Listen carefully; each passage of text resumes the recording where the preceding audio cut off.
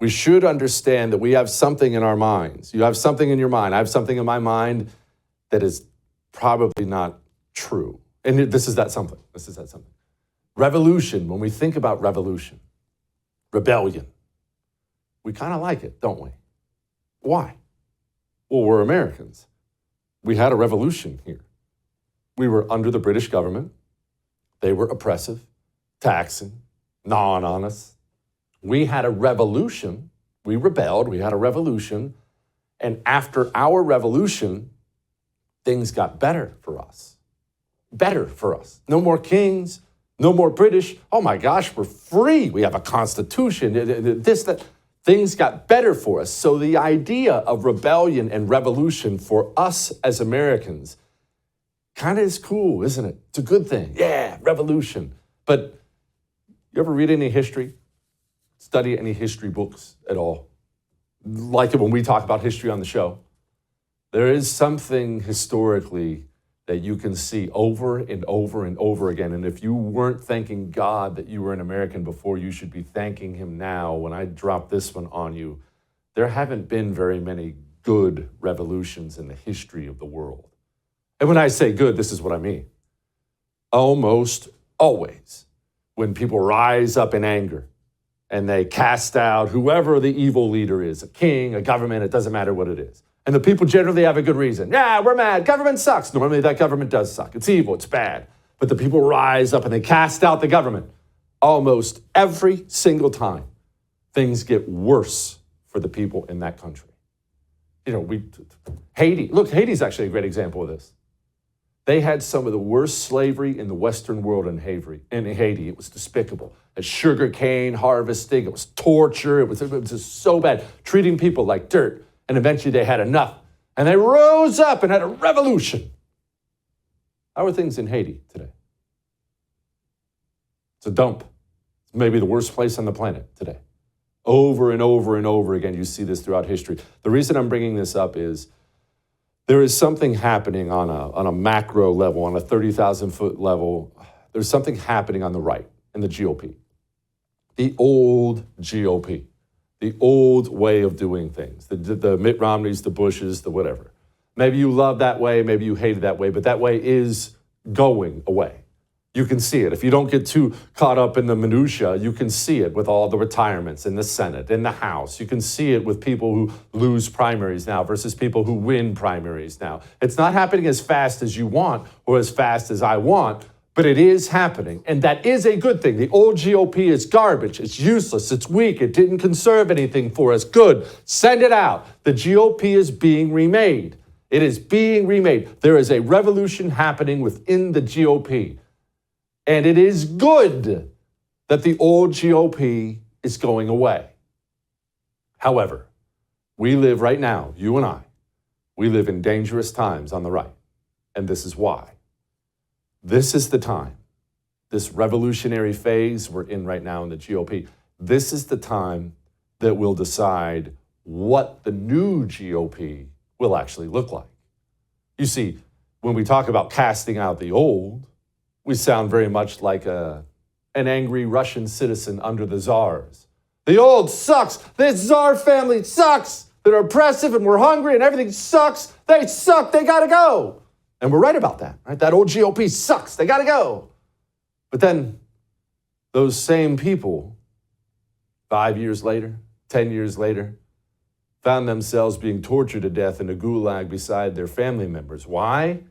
Well, the old went, but the new was actually worse than what they just got rid of, the Bolsheviks, when they took over.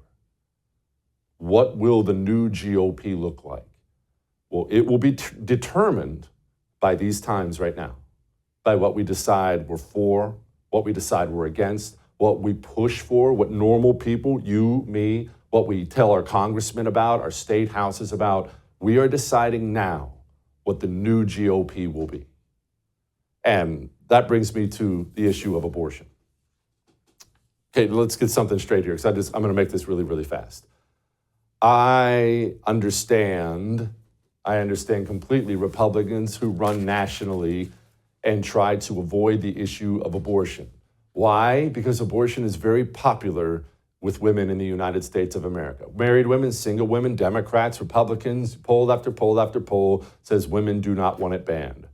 Sadly, we live in a country full of women who love to kill their babies. I know that's terrible, but that is the kind of country we live in. So I understand this way of thinking on the right. And I understand Trump's not really reversal on the issue. He's never been that pro-life anyway throughout his life. But I understand. Well, remember after the midterms. Remember the midterms weren't a red wave, it was a red trickle. And remember Trump put out this statement? Kind of a random statement, taking a shot at pro-lifers. It wasn't my fault that the Republicans didn't live up to expectations in the midterms. I was 233-20. It was the abortion issue, poorly handled by many Republicans, especially those that firmly insisted on no exceptions, even in the case of rape, incest, or life of the mother, that lost a large number of voters, so on and so on. Okay, wasn't my fault, it was the pro-lifers. Okay, so that's obviously how Trump thinks. Trump does his own social media. That was him in the middle of the night, pouring his heart and soul out there. And then it was what? 2 days ago, it was Monday. Trump made this little announcement on social media. Many people have asked me what my position is on abortion and abortion rights, especially since I was proudly the person responsible for the ending of something that all legal scholars, both sides, wanted and, in fact, demanded be ended. Roe v. Wade. They wanted it ended. My view is now that we have abortion where everybody wanted it from a legal standpoint, the states will determine by vote or legislation or perhaps both, and whatever they decide must be the law of the land, in this case, the law of the state. Okay. Whatever they decide must be the law of the land, send abortion back to the states. Many people had a problem with that. Many people did not. Maybe you love it, maybe you hate it. Okay, but that was Trump Monday. Hey, send it back to the states. All right, most people could live with it. Even extreme pro-lifers like me, okay, fine, let's deal with it. I believe we have to deal with abortion culturally anyway. But let's move ahead. We got this word yesterday about this ruling in Arizona, Arizona's Supreme Court. They did a ruling. What did it say? Well, it said that Arizona can ban abortion completely. It was a state-level decision. You know, they were just saying, return it to the states. It was returned to the states. The states made a decision. Yes, you can ban abortion completely in Arizona. Kari Lake promptly came out. She's running for Senate as a Republican in Arizona, promptly came out and trashed the ruling. In fact, she called on the Democrat governor of Arizona to come up with legislation more reasonable. She called for Democrat legislation that would allow more abortions. That's the Senate candidate in Arizona, the Republican Senate candidate. Okay, so you just said return it to the states. They returned it to the states, they banned it, then now you're against it. And I assumed Trump would be okay with that ruling because he just said on Monday, return it to the states, but then Trump said this today. Thank you, sir. Mr. President, did Arizona go too far? Did Arizona go too far? Yeah, they did, and that'll be straightened out. And as you know, it's all about states' rights. That'll be straightened out. And I'm sure that the governor and everybody else are going to bring it back into reason, and that will be taken care of, I think, very quickly. Yeah, the governor, they went too far there, and the Democrat governor is going to bring it back into reason. Okay. Well, like I said, I don't have any problem with Donald Trump making a statement about abortion back to the states. Fine. I don't expect him to be with me there. It goes back to the state makes a ruling, abortion's banned. Remember what I was talking about the new GOP and revolutions and kind of that be careful what you wish for kind of a thing. Look, I'm going to tell you this, and this is just you and me talking, all right? You know, I'm not saying you have to agree with me, but I'm going to tell you this. The Republican Party, they give me big spending just like Democrats do. The Republican Party, they fund the FBI just like Democrats do.